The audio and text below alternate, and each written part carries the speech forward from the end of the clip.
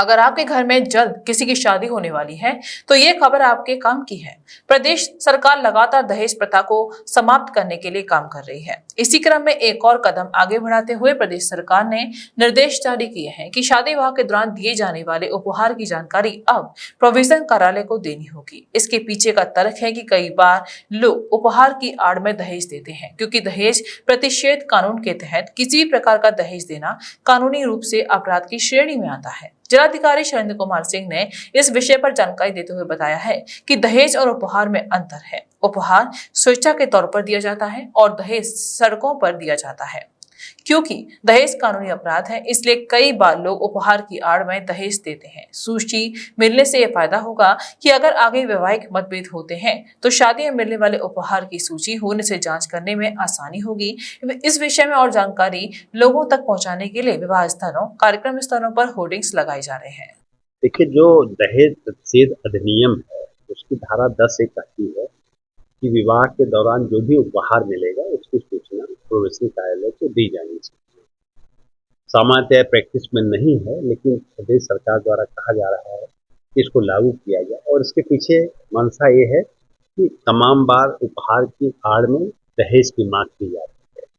देखिए, उपहार और दहेज में एक बेसिक डिफरेंस ये होता है कि उपहार स्वेच्छा दिया जाता है, ये बच्चे को माता पिता स्वेच्छा देते हैं, और दहेज में फोर्स होता है, उसको शर्तों के तहत लिया जाता है कि इतना पैसे दो तो हम शादी करेंगे या इस तरह की बात होती है। और हम सभी जानते हैं कि दहेज प्रतिषेध अधिनियम में दहेज देने पर पूरी तरह से रोक है, लेकिन कई बार लोग छद्म रूप से उपहार का दुरुपयोग करते हैं दहेज के लिए, तो इसलिए सूची बनाने की बात कही गई थी। और इसके लिए जो भी यहाँ पे विवाह मंडप हैं, जो जितने हमारे इस तरह के यहाँ पे शादी आदि के कार्यक्रम होते हैं, वहाँ पे भी इस बात के होर्डिंग्स लगवाए जा रहे हैं कि जो भी आपको उपहार मिले उसकी सूचना प्रोविजन कार्यालय में देंगे। उससे आगे भी किसी तरह की अगर कोई फ्रैक्शन होता है तो उस दौरान भी सूची काम आएगी, क्योंकि दोनों द्वारा हस्ताक्षरित रहेगी। तो आगे भी अगर वर पक्ष को या वधु पक्ष को किसी तरह की सुविधा होती है तो एक एविडेंस के रूप में भी सूची का उपयोग करते हैं। Welcome to Real Public School, Chandrapuri, Mathura, a world of learners where your child gain passport to the world.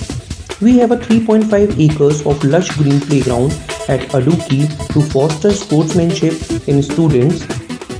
We also offer a smart audio-visual hall to create better understanding among our learners. Our school offers advanced computer lab for coding and robotics to develop the concept of artificial intelligence. We also offer high-class transportation facilities to ensure better security to students with CCTV and GPRS-enabled transportation system, practical and activity-based learning approach, wide range of games and sport with brilliant results in board and different competitive examination. Admission open for the session 2024 to 2025.